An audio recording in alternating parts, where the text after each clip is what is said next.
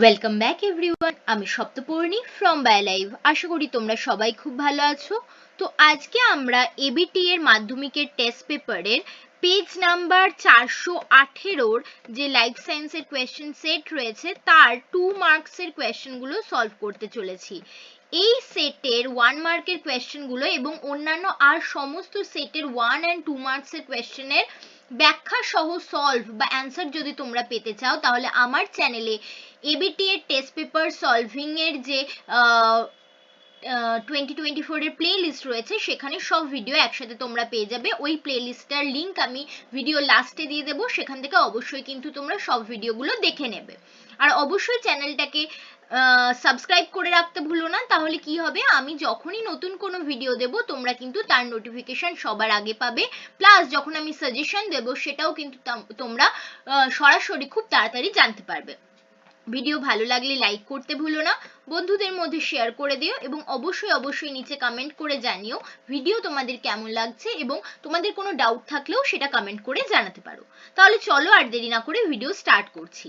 First question বলছে, দেখো নিম্নলিখিত বিষয়গুলিতে হরমোন এবং স্নায়ুতন্ত্রের কাজের পার্থক্য লেখো।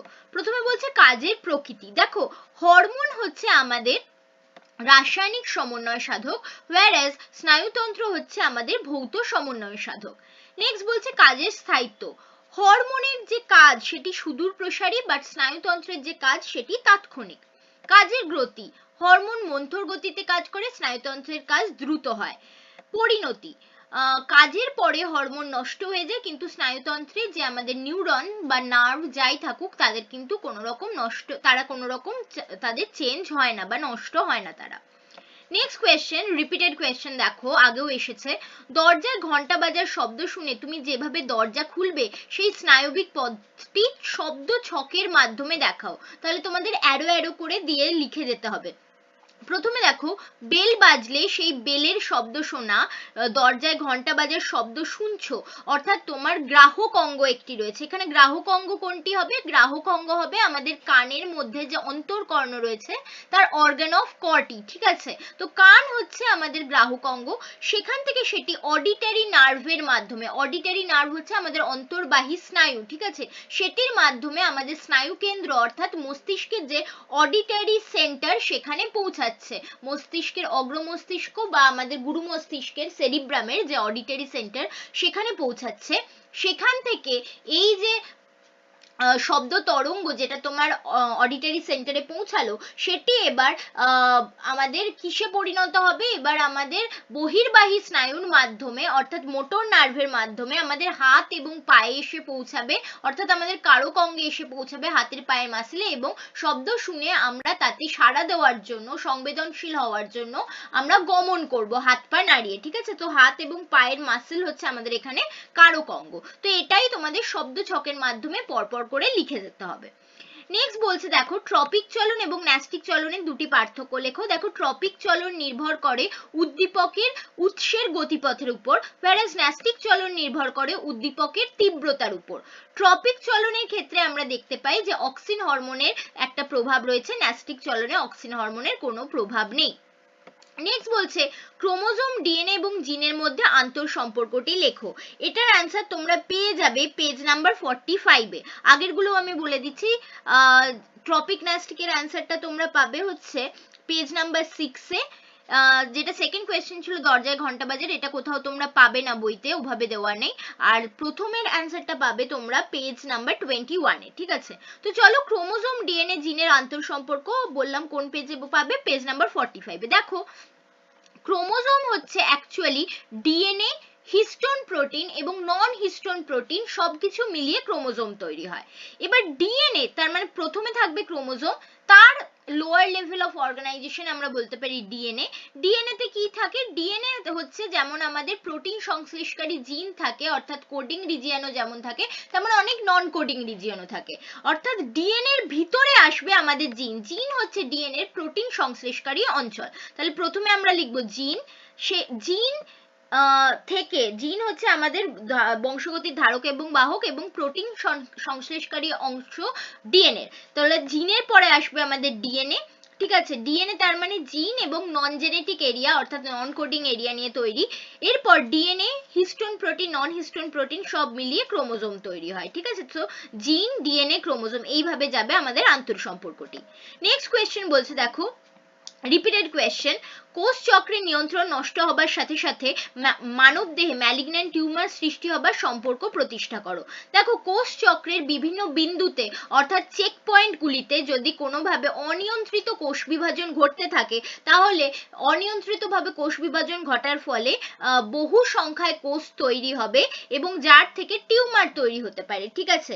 তো এই টিউমার যখন মেটাস্ট্যাসিস ধর্মপ্রাপ্ত হয়, অর্থাৎ এটি এই টিউমারের কোষগুলি শরীরের বিভিন্ন অংশে ছড়িয়ে পড়ে রক্তের মাধ্যমে, তখন আমরা বলি যে এই টিউমার আর বিনাইন নেই, ম্যালিগন্যান্ট হয়ে গেছে। এবং টিউমার যখন ম্যালিগন্যান্ট হয়ে যায় তখনই কিন্তু ক্যান্সারের সৃষ্টি হয়, ঠিক আছে। তো এটাই হচ্ছে এদের মধ্যে আন্তঃসম্পর্ক। তো এটার অ্যান্সারের জন্য তোমরা রেফার করতে পারো পেজ নাম্বার 52। নেক্সট বলছে দেখো, মানব বিকাশের অন্তিম পরিণতি বা বার্ধক্য দশায় দৃষ্টিশক্তি এবং অস্থি সংক্রান্ত দুটি পরিবর্তন উল্লেখ করো। রিপিটেড কোয়েশ্চেন, আগেও আমরা পেয়েছি। দৃষ্টিশক্তি কি হয়? বার্ধক্য দশায় জেনারেলি আমাদের যেটা প্রেসবায়োপিয়া হয় 40 বছরের পরেই, বা হাইপারমেট্রোপিয়া যাই বলো না কেন, অর্থাৎ চোখে আমাদের যে দূরের কাছের জিনিস দেখার ক্ষমতা সেটা চলে যায়, ঠিক আছে। এছাড়া লেন্স আমাদের তার স্থিতিস্থাপকতা হারায়, অর্থাৎ দৃষ্টিশক্তি হ্রাস পায়। সেকেন্ড হচ্ছে অস্থি। দেখো, অস্থি এ সময় ভঙ্গুর হয়ে ফলে বাতের সমস্যা ইত্যাদি সমস্যা দেখা দিতে পারে, ঠিক আছে। নেক্সট কোয়েশ্চেন যাচ্ছি দেখো, বিশ্রামরত একটি প্রাণী গমনে উদ্যত হলে এর 4টি সম্ভাব্য কারণ লেখো। কখন কোনো একটা প্রাণী গমন করতে উদ্যত হতে পারে?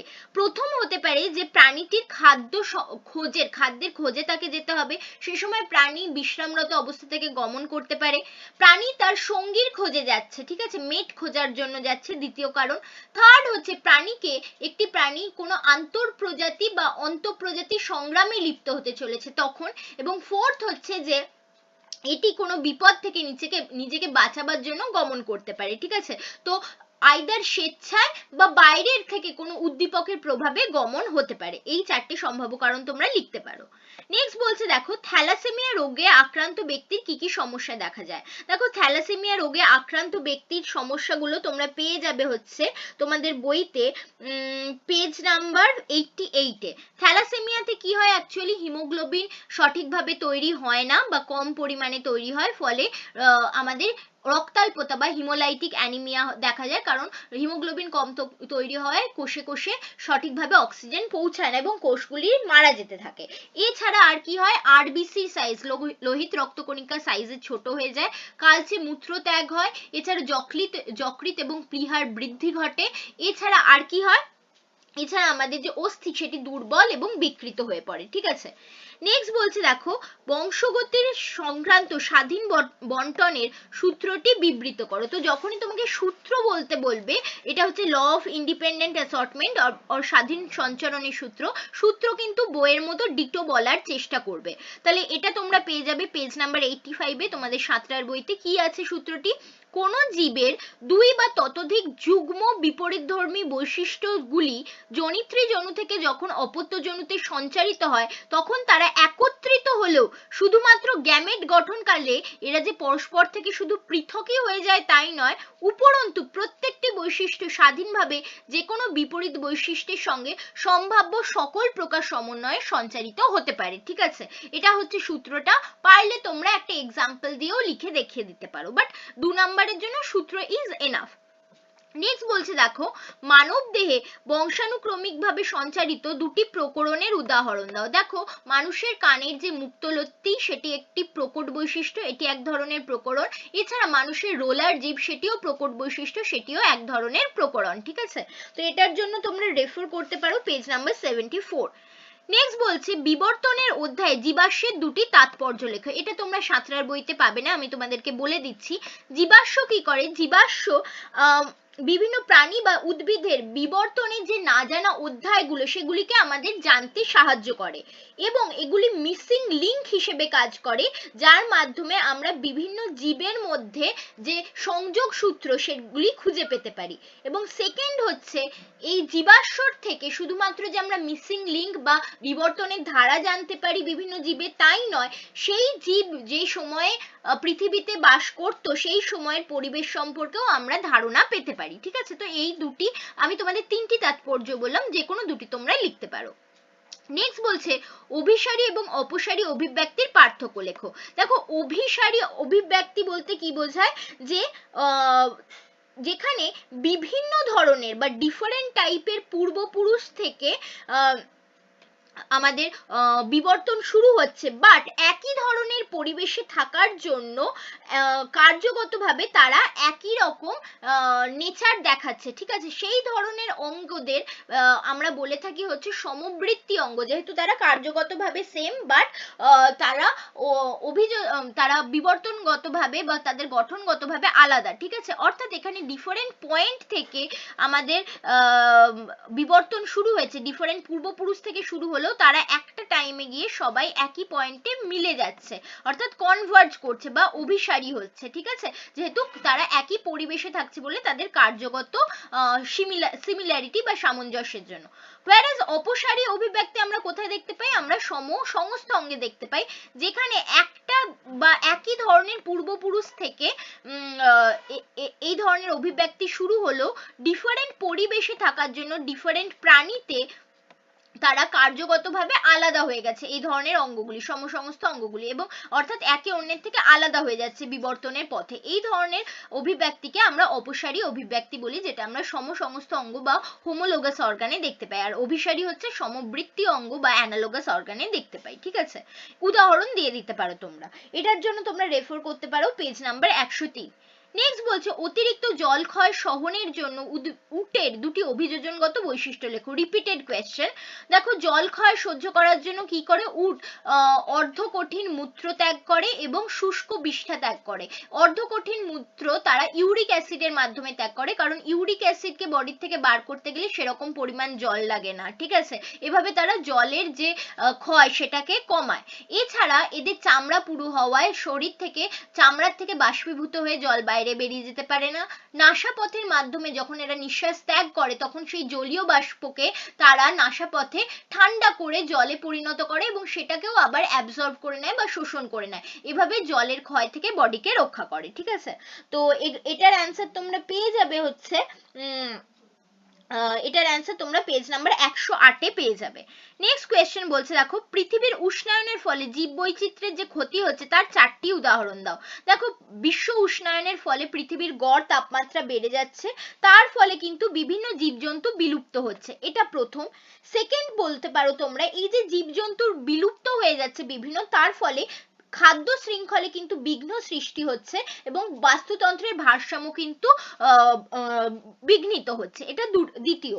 থার্ড হচ্ছে বিশ্ব উষ্ণায়নের ফলে আমাদের যে জলচক্র সেটি অনিয়মিত হয়ে পড়ছে বা সেখানে অনেক ধরনের সমস্যা দেখা দিচ্ছে, এবং যার ফলে গরমকালে অতিরিক্ত গরম অর্থাৎ খরা এবং বর্ষাকালে অতিরিক্ত বর্ষা বা বন্যা সৃষ্টি হচ্ছে, যা জীবজন্তুর ক্ষতি করছে। ঠিক আছে, জীববৈচিত্র্যের ক্ষতি করছে। এবং ফোর্থ হচ্ছে অধিক উষ্ণায়নের ফলে আমাদের যে আইস রয়েছে মরু অঞ্চলে, ঠিক আছে, সেই মেরু অঞ্চলে সেই আইসের বা বরফ গলে যাচ্ছে, গলে গিয়ে সমুদ্রের জলতল বৃদ্ধি ঘটছে, বেশি পরিমাণে সাইক্লোন হচ্ছে এবং দ্বীপগুলি নিমজ্জিত হয়ে যাচ্ছে, এবং দ্বীপের যে সমস্ত প্রাণীরা বা জীবেরা থাকে, উদ্ভিদরা থাকে, সেগুলিও কিন্তু ধীরে ধীরে বিলুপ্ত হয়ে যাচ্ছে দ্বীপ নিমজ্জনের সাথে সাথে। তো এই 4টি তোমরা বলতে পারো। ওকে, নেক্সট বলছে, দেখো স্মৃতিসৌধ এবং মৃত্তিকার উপরে অ্যাসিড বৃষ্টির ক্ষতিকর প্রভাব উল্লেখ করো। তো এটা তোমরা পেয়ে যাবে পেজ নাম্বার 117। তো স্মৃতিসৌধ জেনারেলি ক্যালসিয়াম কার্বনেট দিয়ে তৈরি, এর সাথে সালফিউরিক অ্যাসিড বা নাইট্রিক অ্যাসিডের রিঅ্যাকশন হয়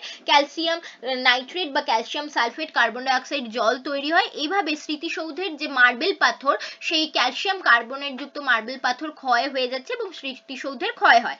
এছাড়া মৃত্তিকার উপরে আমাদের অ্যাসিড বৃষ্টি পড়ার ফলে মৃত্তিকার পিএইচ কমে যায়, অর্থাৎ অম্লতা বেড়ে যায়, এবং মাটিতে থাকা যেই সমস্ত অণুজীবেরা তাদের এনজাইমগুলি ইনঅ্যাক্টিভ হয়ে পড়ে, নিষ্ক্রিয় হয়ে পড়ে, এবং এই সমস্ত অণুজীবেরা মারা যায়। ঠিক আছে, ফলে মাটির যে উর্বরতা সেটি কমে যায় এবং যার ফলে ফসলও কিন্তু ভালো হয় না। ঠিক আছে, তো এইগুলো তোমরা লিখতে পারো সুন্দরভাবে গুছিয়ে।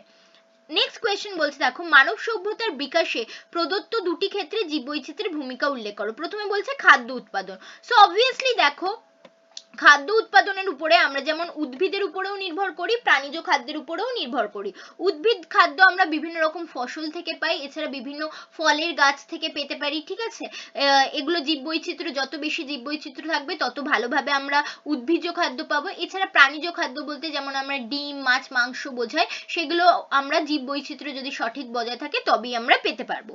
ওষুধ প্রস্তুতি, দেখো বিভিন্ন ধরনের উদ্ভিদ থেকে আমরা নানা ধরনের ওষুধ পাই, যেমন কয়েকটা আমি এক্সাম্পল দিচ্ছি। সর্পগন্ধা মূল থেকে রেসারপিন পাওয়া যায়, যা আমাদের ব্লাড প্রেশার কমাতে সাহায্য করে। সিনকোনা গাছের ছাল থেকে আমরা কুইনাইন পাই, যা ম্যালেরিয়ার ওষুধ হিসেবে কাজ করে। ধুতুরা গাছের পাতা থেকে ড্যাটুরিন পাওয়া যায়, যা আমাদের হাঁপানি কমায়। এছাড়া প্রাণীজ বলতে আমরা বলতে পারি যে আমরা যেমন মৌমাছির যে বিষ, সেখান থেকে এপিস পাই, সাপের বিষ থেকে ল্যাকেসিস পাই। এগুলি বিভিন্ন ধরনের ড্রাগ বা ওষুধ তৈরিতে ইউজ করা হয়, ঠিক আছে। আর এগুলোর জন্য তোমরা ফলো করতে পারো পেজ নাম্বার 126। ওকে, দেখো লাস্ট কোয়েশ্চেনে যাচ্ছি। সর্পগন্ধা, মৌমাছি, রেড পান্ডা, বাঘ উপরোক্ত জীবগুলির বিপন্নতার কারণ কি কি হতে পারে তার লেখো। দেখো সর্পগন্ধা যেহেতু একটি মেডিসিনাল প্ল্যান্ট, এর থেকে ওষুধ তৈরি হয়, তাই এর যে ওভার এক্সপ্লয়টেশন অর্থাৎ অত্যাধিক ব্যবহার, ঠিক আছে, তার জন্য এর কিন্তু এটি বিপন্ন হচ্ছে। মৌমাছি আমাদের পলিনেশন ঘটায় বা পরাগযোগ ঘটায়, বাট কৃষি ক্ষেত্রে বিপুল পরিমাণে পেস্টিসাইড ব্যবহার হচ্ছে, যার ফলে সেই পেস্টিসাইডে যে সমস্ত পেস্ট, তারা তো মারা যাচ্ছেই, তার সাথে মৌমাছিও মারা যাচ্ছে, ঠিক আছে। রেড পান্ডা ভালোবাসে হচ্ছে বাঁশ গাছের পাতা খেতে, এবং রেড পান্ডা এই যে বাঁশ গাছের পাতা, সেই বাসস্থান ধ্বংস হয়ে যাচ্ছে, ফলে তারা বাসস্থান ধ্বংসের জন্য তো বিপন্ন হচ্ছে, প্লাস রেড পান্ডার যে কি বলবো, তার যে ফার বা উল, ঠিক আছে, সেখান থেকে বিভিন্ন ধরনের শীতের পোশাক, বিভিন্ন ধরনের রকমারি জিনিস তৈরি হতে পারে, তার জন্য কিন্তু তাদেরকে শিকার করা হয়, তার জন্য তারা বিপন্ন হচ্ছে। বাঘ তো আমরা জানি, বাঘের ছাল ভীষণ দামি, তাকে বাঘ একটা গেম অ্যানিমেল। বাঘ শিকার করা হতো আগে, এখন তো পোচিংও হয় বাঘ, ঠিক আছে, বাঘের বিভিন্ন শরীরের অংশ, বাঘের ছাল ইত্যাদি পোচিং হয়, যার ফলে বাঘ কিন্তু বিপন্ন হয়ে পড়েছে। তো এই ছিল 4টে তোমাদের জীব, তাদের বিপন্নতার কারণ। ওকে, তো এখানে তোমরা দেখতে পেলে এই সেটে এমন কিছু কোয়েশ্চেন ছিল যেগুলোর উত্তর ডিরেক্টলি তোমরা বইতে পাবে না, তার জন্য তোমাদের একটু এক্সপ্লেনেশন বা ব্যাখ্যা দরকার, সেটা আমি করে দিলাম তোমাদেরকে।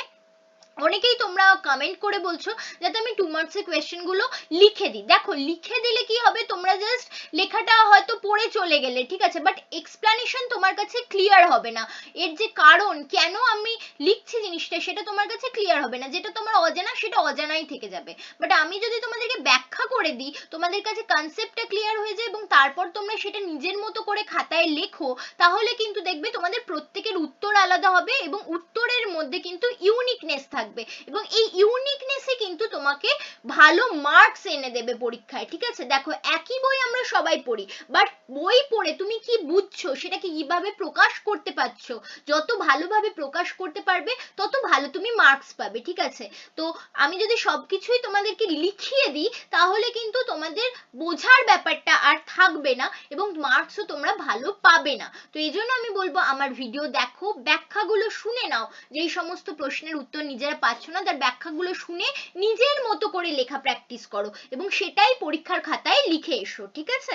তো আশা করি ভিডিও ভালো লেগেছে, ভালো লাগলে অবশ্যই লাইক, শেয়ার এবং কমেন্ট করতে ভুলো না, এবং অবশ্যই চ্যানেলটাকে সাবস্ক্রাইব করে রেখো, কারণ এরকম আরো অনেক ভিডিও আসতে চলেছে সামনে। Thanks for watching and happy learning.